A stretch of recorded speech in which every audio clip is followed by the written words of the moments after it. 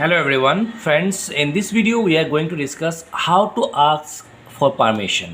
कैसे परमिशन के लिए आप क्वेश्चन पूछोगे या परमिशन के लिए आप रिक्वेस्ट करोगे.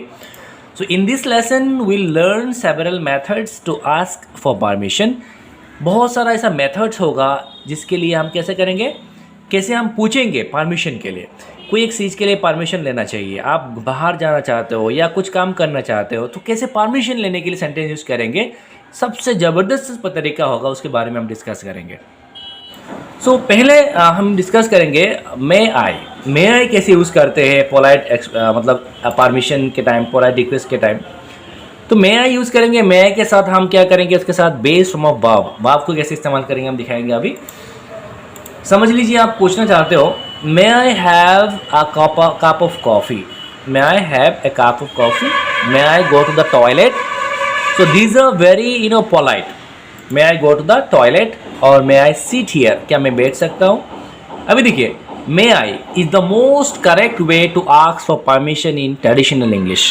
may जो है ये सबसे करेक्ट है, ये करेक्ट वे है किसी को रिक्वेस्ट के लिए या परमिशन के, सॉरी किसी को परमिशन आप मांग रहे हो, तो at that moment you have to use this may is the most correct one.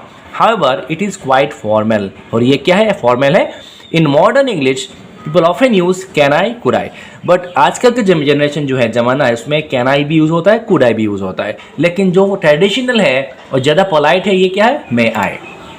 उसके बाद कैन आई कैसे यूज़ करेंगे. देखिए, in the theory in strict English we do not use can for permission.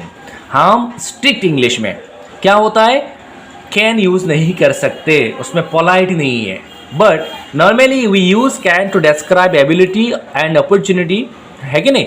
जो नॉर्मली क्या होता है, can का इस्तेमाल होता है कि आप अपॉर्चुनिटी के बारे में पूछ रहे हो या एबिलिटीज आप समझा रहे हो, तो उस टाइम कैन यूज़ होता है. जैसे we can travel on this bus when we visit London. जब हम विजिट करेंगे लंदन में, क्या करेंगे, हम जा सकते हैं. जा सकते हैं उसका मतलब क्या, एबिलिटी है, तो ये पोलाइट नहीं हुआ, ठीक है. But in modern English it is common to use can to describe permission. लेकिन परमिशन में आजकल का जो मॉडर्न इंग्लिश है उसमें भी कैन यूज़ होता है. जैसे कैन आई, उसके साथ बेस फॉर्म ऑफ वर्ब कि आप क्या बोलना चाहते हो. कैन आई के साथ आप क्या वर्ब लगाना चाहते हो. जैसे एग्जांपल है, can I have a slice of cake, can I have a slice of cake, ये भी हो सकता है, कैन लगा सकते हैं मॉडर्न इंग्लिश में. Can I go to the park with my friends, can I go to the park with my friends, क्या मैं पार्क में जा सकता हूँ फ्रेंड के साथ. Can I is informal. Friend, this is very important point. Can I is very informal but could I is more formal. Okay, अब could I कैसे यूज करेंगे, देखना. Could I is more formal than can I. Can I ठीक है, लेकिन मोर formal जो है ये है कुड आई. तो कुड आई कैसे इस्तेमाल करेंगे, ये देखिए. कुड आई के साथ क्या करेंगे, base from of verb. Base from जो होगा, आप क्या बोलना चाहते हो उस हिसाब से आपका सेंटेंस जोड़ेगा. जैसे could I borrow your pen, could I borrow your pen, ठीक है. Next, it is hot in here, could I open the window, क्या मैं विंडो खोल सकता हूँ. ओके, उसके साथ दूसरा एक्सप्रेशन देखिए, डू यू माइंड इफ़, ये भी यूज़ कर सकते हो आप परमिशन के time. Do you mind if कैसे यूज़ करेंगे, do you mind if means it is a problem for you if. okay, जैसे do you mind if और उसके बाद present simple. do you mind के साथ क्या करोगे आप, present simple या simple present tense यूज कर सकते हो, नहीं दूसरा सेंटेंस अगर यूज करेंगे तो गलत हो सकता है. एक कन्वर्सेशन देखो, mark where are you going, mark ने क्या कहा, where are you going. okay, and David said I am going to the cinema, मैं सिनेमा में जा रहा हूँ. Mark, do you mind if I join you, अगर आप बुरा ना मानो, क्या मैं ज्वाइन हो सकता हूँ, क्या मैं जा सकता हूँ. ये वेरी पोलाइट है. डू यू माइंड इफ आई.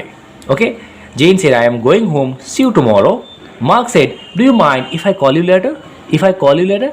तो मतलब क्या आप माइंड करोगे अगर मैं आपको फ़ोन किया बाद में. तो ये सबसे ज़बरदस्त एक्सप्रेशन है, आप यूज़ कर सकते हो, उसको यूज़ कर सकते हो पोलाइट परमिशन में या रिक्वेस्ट के टाइम.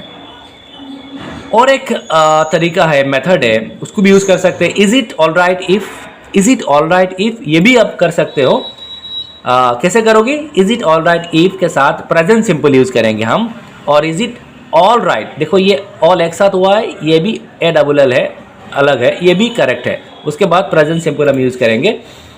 जैसे कन्वर्सेशन देखिए, Jane said are you coming to my party tomorrow, Are you coming to my party tomorrow? Sarah said, yes, it's all right if I bring a friend. क्या ये सही होगा अगर मैं एक फ्रेंड मेरे साथ लेके आऊँ? Is it all right if I bring a friend? ये भी आप पोलाइट परमिशन में रिक्वेस्ट में आप यूज़ कर सकते हो. Is it okay if, उसके बाद प्रेजेंट सिंपल ये भी हो सकता है. Is it okay if, this is also correct. उसके साथ क्या होगा, प्रेजेंट सिंपल या प्रेजेंट इंडेफिनिट यूज़ करेंगे. इज इट ओके इफ, ये भी करेक्ट है.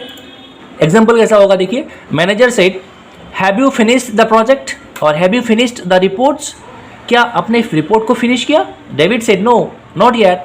Is it okay if I finish them tomorrow. क्या ये सही होगा अगर आप कल करेंगे, मतलब आप परमिशन पूछ रहे हो.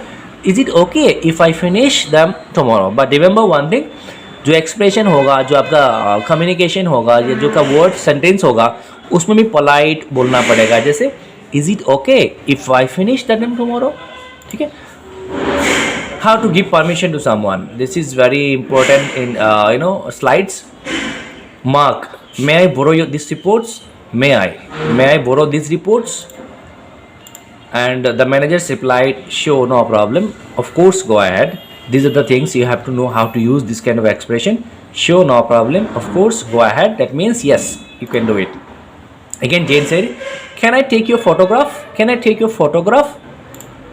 In polite, you have to reply, yes, that's fine by me. You are giving the permission. You are permitting someone in a polite way. Yes, that's fine by me. Or yes, feel free. Yes, of course, you can. Okay, in this way you can reply.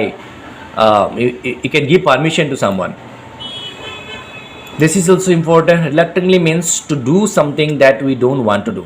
मतलब आप बोल रहे हो yes, but आपका मन नहीं है. Giving the permission reluctantly means that we say yes, but in fact we would prefer to say no. मतलब आप prefer करोगे no बोलने में, लेकिन मजबूरी है आप बोलो yes.